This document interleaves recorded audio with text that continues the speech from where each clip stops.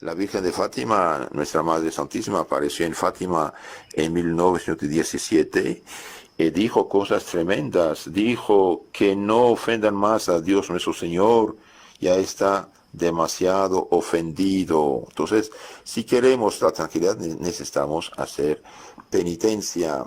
Y esta niña, Jacinta, junto con Lucía y Francisco, que ha visto a la Virgen, llega a una santidad extraordinaria, una madurez espiritual extraordinaria, y bien dijo lo siguiente, la Virgen le había enseñado, ella también dijo, he pensado en esas cosas, los pecados que arrojan más almas al infierno son los pecados de impureza.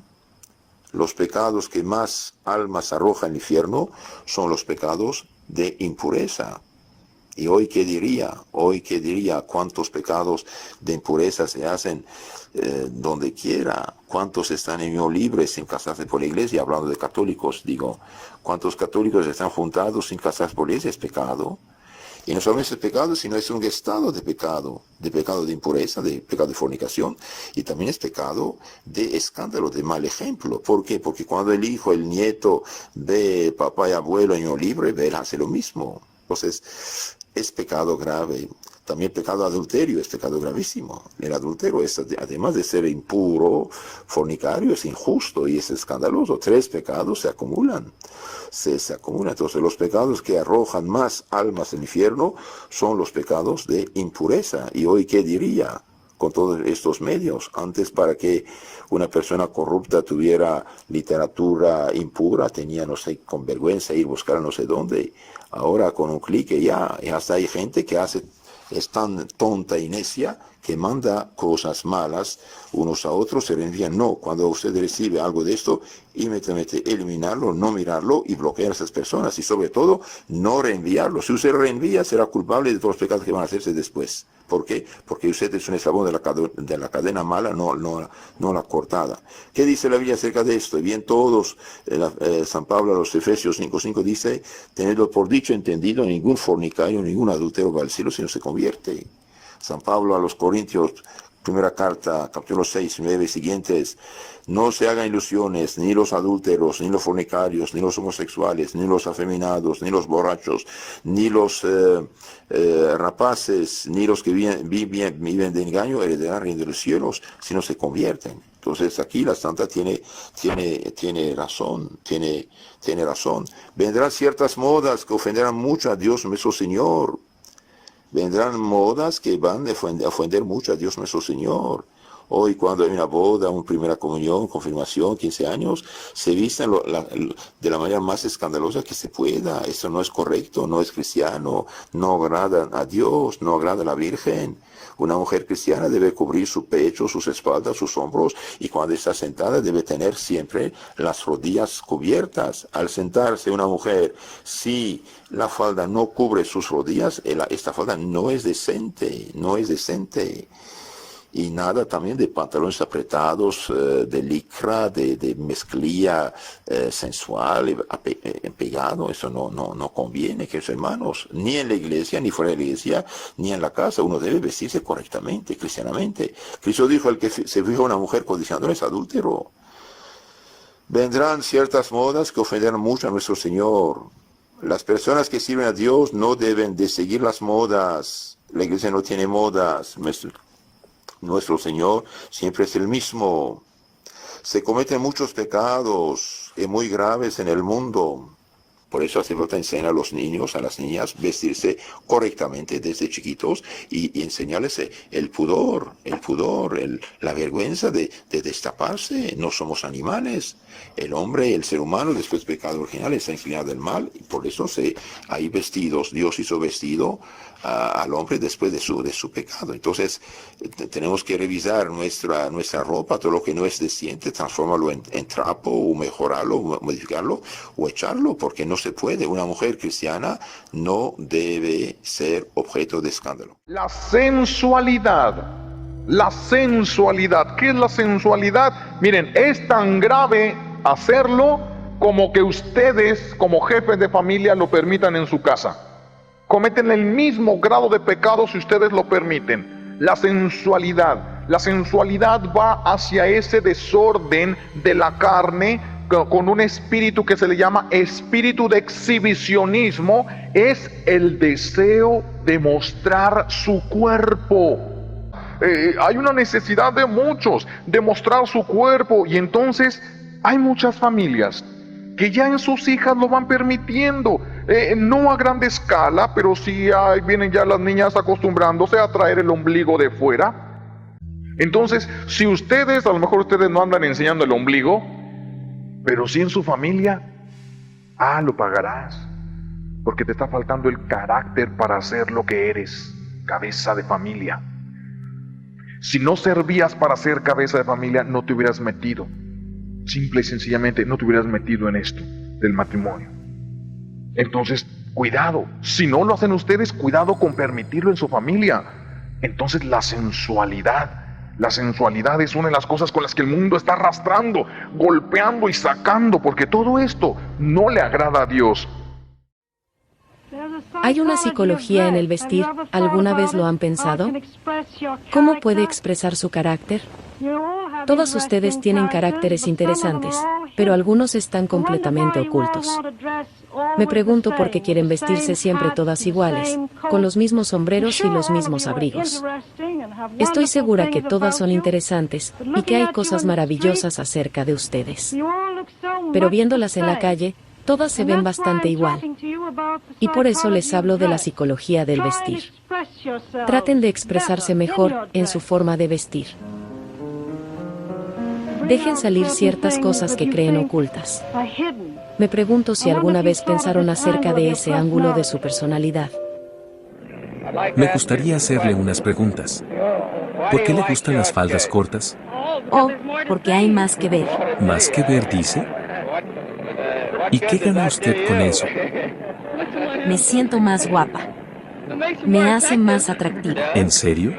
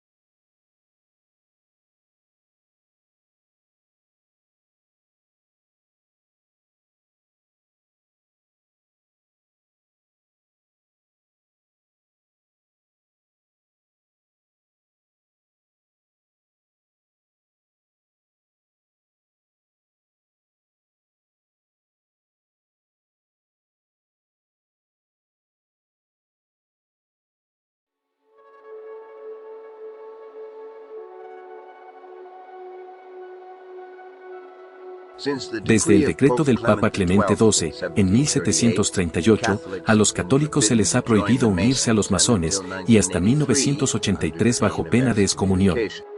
Al explorar documentos oficiales, encontramos que la Iglesia ha condenado la masonería y otras sociedades secretas por lo menos 53 veces desde 1738, y ha repetido específicamente la condenación de la francmasonería 21 veces.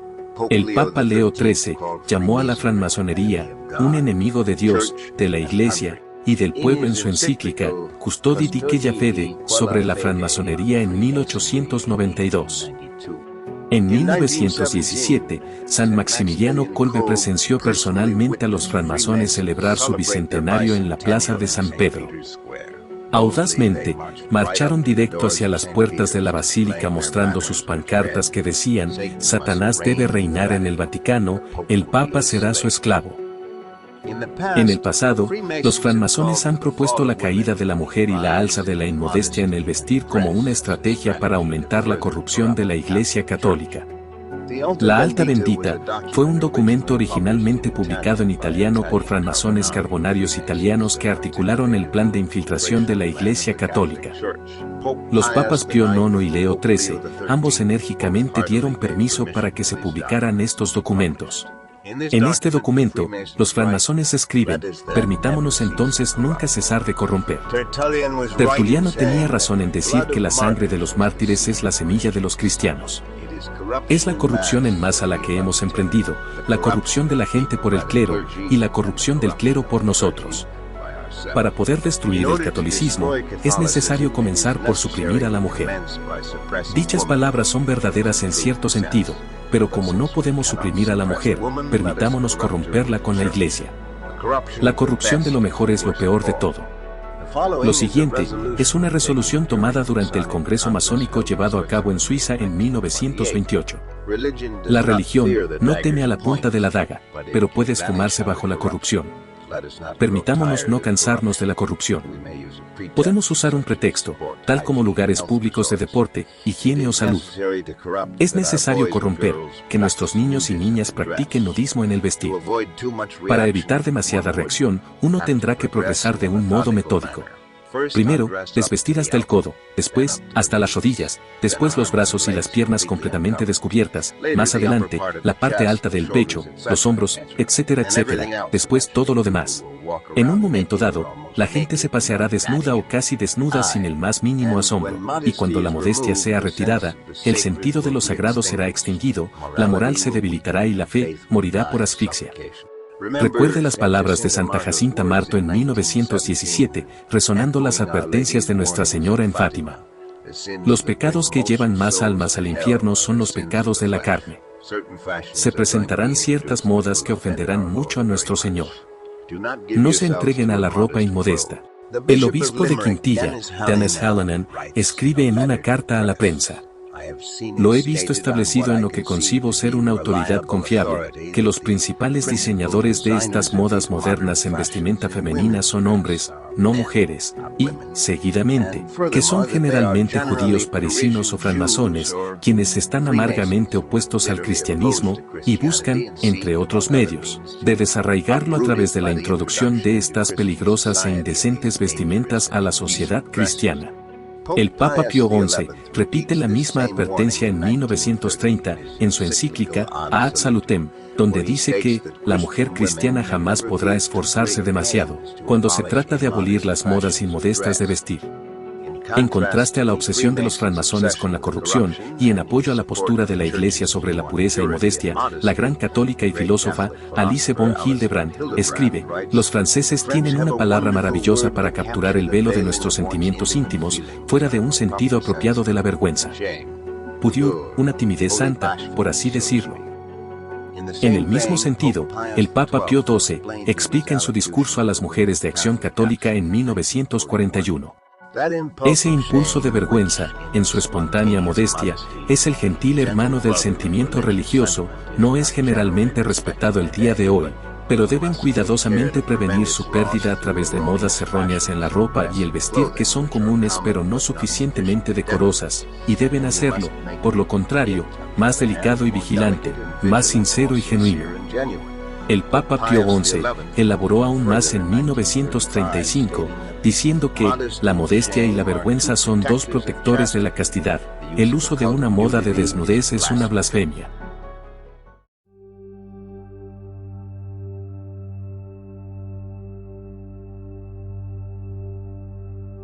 Se encontraba una adolescente de 14 años peinándose el cabello en su habitación, cuando de repente se pregunta: ¿cuál sería la culpa con que una mujer desagrada más a Dios? En ese instante se le apareció una mujer rodeada de serpientes en la cabeza como Medusa y envuelta en llamas. Se sorprendió esta adolescente cuando la mujer le dijo: soy la condenada que subí de los abismos a responderte por lo abrumada que me siento en los suplicios formidables del infierno. ajusticiada por atroces demonios. Confortó Dios mi vida, dándome salud y bienestar, y yo le pagué con mi horrible figura del alma. Y al final, el terror implacable de mis gritos, porque mientras más esbelto estaba mi cuerpo, más podrida estaba mi alma, y ahora soy la mujer más infeliz entre todas las mujeres. Ay de mí, que fui casta y que estoy eternamente condenada. Porque si bien es cierto que no tuve problemas con la lujuria, adoraba tanto mi cuerpo que por eso no permitía que nadie me tocara. La causa que el juicio de Dios hizo a mi alma fue la idolatría de mi cuerpo, tomando en cuenta que hacía tropezar a los hombres con mis escotes, y asimismo tenía la oportunidad todo el tiempo de cuidarme simplemente para que los hombres se deslumbraran con mi belleza. Todos estos consentimientos lo tuve de mi familia, mas cuando me encontré en mi juicio particular, el mismo Jesucristo me mostró sus llagas, comparándolo con la podredumbre que yo tenía en mi corazón. El corazón de Jesús sangraba sangre de amor y sacrificio, y mi corazón estaba podrido de orgullo y vanagloria. La joven quedó estupefacta ante todo esto y vio como unos feroces demonios tomaban a la mujer y la empujaban en lo profundo de un pozo abierto en la habitación de esta adolescente. Observaba aterrorizada cómo subían un flujo maloliente de ese pozo y notó que habían pesadas llamas que esperaban a esta mujer para su eterna condenación. Miren, mis hermanos, me da lástima el saber cuántas adolescentes de 13 a 17 años se encuentran ahora mismo tratando de ser las superestrellas, porque eso es lo que el mundo te está vendiendo. Yo veo que TikTok lamentablemente está haciendo como los adolescentes quieran mostrarse. Yo no tengo TikTok, lo veo por lo que suben a Facebook y a YouTube, de estos videos cortos, cómo tratan de enseñar su cuerpo cada día más, tanto hombres como mujeres, adolescentes, y cómo han hipersexualizado todo y han querido poner que la piel más perfecta y el maquillaje más caro es lo que usted debería anhelar. Entonces, uno comienza a notar que ahora mismo la vanidad, el orgullo y la soberbia lo enaltecen, y en el momento en que tú tratas de advertirle a una persona que puede pudrir su alma de la forma en que se descompuso el alma de esta mujer, te van a decir que tú eres anticuada, que tú eres fanática, que tú eres fundamentalista. Pero al fin y al cabo, la persona que se desprende del orgullo, de la vanidad, de la vanagloria, es la que vive feliz, porque no tiene que aparentar nada, porque no tiene que hacerle sentir al otro su presencia. Y yo me he dado cuenta cómo se enaltece la soberbia, que cuando alguien quiere demostrar que está por encima de los demás, dicen que tiene carácter. Cuando hay una persona pedante, entonces dicen que tiene personalidad, y así es que se cambia. Y cuando hay una persona que es muy vanidosa, te dicen, no, yo no soy vanidosa, yo me quiero a mí misma y tengo buena autoestima. Se han cambiado lamentablemente los nombres de los pecados por palabras superficiales que lamentablemente hemos aceptado como buenas y válidas. Esta adolescente de 14 años digo yo que es una joya encontrar un adolescente que te pueda decir ¿cómo puedo agradar a Dios? ¿Y cuál es el pecado por el cual a Dios más le desagrada? Que por esta pregunta Dios permitió que el alma de esta mujer condenada subiera del infierno a que esta pobre muchacha pudiera observar este espectáculo. Ahora bien, no, a ustedes eso no les inquieta el saber que esta mujer está en el infierno. Dice ella, siendo pura, siendo casta. O sea, el problema de ella no fue la lujuria. El problema es idolatrar tanto su cuerpo, el querer ser ortoréxica, que es comer simplemente lo que es saludable, el querer hacer ejercicio, el querer ponerse ropas que a los demás los deslumbre, porque su cuerpo ella lo idolatraba. Pero todavía tenemos la creencia del que anda mal vestido, del que anda inmoral, que esa es la moda de hoy, que eso es lo que yo quiero decirle, no es cristiano. Es mentira eso de que no, porque Dios solo busca el corazón. Quien se viste de manera inmoral está influenciado por demonios de lujuria, de exhibicionismo, y piensa que simplemente está vistiendo a la moda, y el católico no sigue modas. No podemos seguir las cosas del mundo y hay que insistir en eso. Yo veo padres todavía que dicen, no, es que mi hijo quiere vestirse de esa forma, mi hijo quiere ir a tal sitio, aunque le perjudique a su hijo, mi hijo quiere comprarse tal ropa.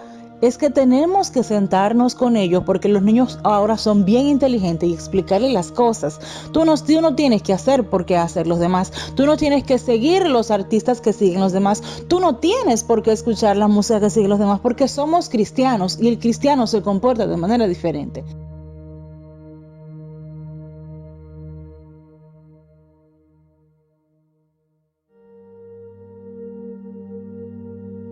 Una mujer salía de madrugada de un bar cuando vio en la acera un espectro envuelto en humo.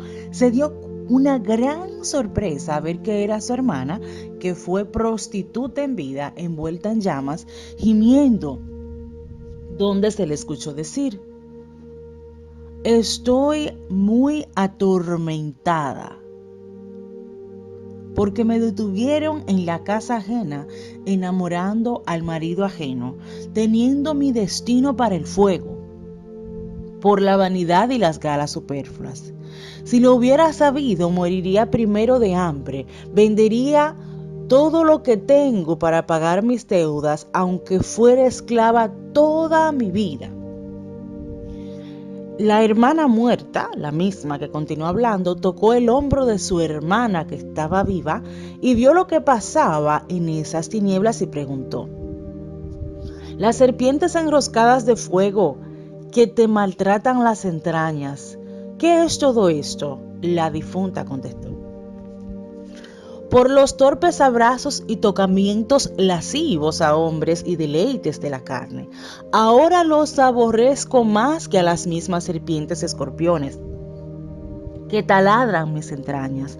Ay de los hombres locos y sin juicio, por una gota de miel compran para sí un mar de hieles y amarguras, que eternamente han de beber la ira de Dios. Asimismo, la mujer despertó y vio que su hombro estaba quemado. Y su hermana, lamentablemente, iba a quedar para siempre en el infierno. A mí me da pena cómo las personas quieren justificar todo el pecado, especialmente cuando se habla de dinero. He escuchado por mis oídos que dicen: mira que ella se acuesta con hombres ajenos pero que le dan mucho dinero. Y eso piensa la gente que está bien, porque en el capitalismo agresivo que estamos viviendo la gente le vende su alma al diablo. Obviamente no soy comunista, estoy hablando cuando las personas piensan que lo más importante en el mundo es el dinero.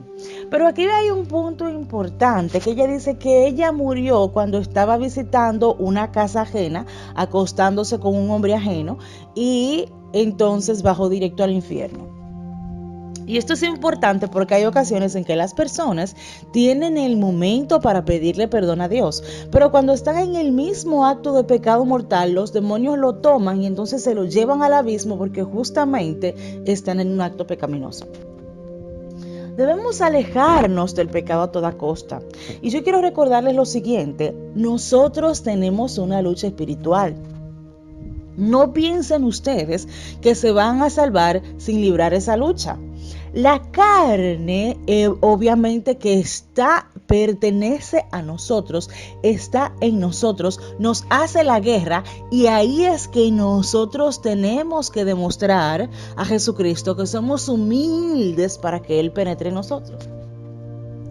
Y la forma de demostrar esa humildad es alejarnos del pecado. El soberbio es el que no tiene temor a Dios y hace todo específicamente por influencia de los demonios de orgullo y no lo saben. ¿Cuántas personas burlándose de Dios hoy en día, culpando a Dios de todo porque ellos mismos no entienden que sacan a Dios de sus vidas y después se quejan de que les va mal? Esta mujer dice que hubiese preferido vivir toda su vida como esclava y no ir al infierno porque con el dinero que ella conseguía con los hombres ajenos, dice que tenía galas muy caras y superfluas. Y que también podía, con todos los deleites de su carne, ella sentía que era una mujer muy deseada, como lo que estamos viendo en el día de hoy en las redes sociales. Y miren nada más cómo se encontraba en el infierno rodeada de serpientes. Su hermana que estaba tocando, que se estaba yendo por el mismo camino, se da cuenta de que va mal. Siempre me acuerdo del cuento de la mujer de 54 años que hizo un pacto con el diablo para verse joven. Y ella se veía en el espejo como una persona de 18 años, pero las personas en la calle la veían como su verdadera edad de 54 años. Y se vestía con falditas cortas y se ponía blusas que dejaban su abdomen al descubierto. Y ella sentía, como el cuento de la Blancanieves, que era la mujer más hermosa cuando se miraba en los espejos. Y nosotros muchas veces nos pasa eso. Estamos tan contaminados en la vista de la carne y los ojos espirituales que no nos damos cuenta que estamos ofendiendo a Dios. Primero porque no somos humildes, porque muchos sabemos lo que es el pecado. Pero entonces pensamos que Dios es tan bueno que nos va a librar de la muerte, aún estando nosotros encadenados por toda esta contaminación espiritual. Hay que romper esas cadenas en el nombre de Jesús para poder llegar a la salvación eterna. Y esta misma mujer dice: ay de los hombres locos y sin juicio que por una gota de miel compran un mar de hieles. Reflexionemos esta frase corta. Tu alma es más importante que cómo te ve la gente. Ahora mismo hay un problema serio de gerascofobia, que es la enfermedad que la gente no quiere envejecer. Y no quiere envejecer porque el diablo te está diciendo a ti que lo más importante es tu apariencia y no es así. Lo más importante es tu alma, llevarla a Cristo.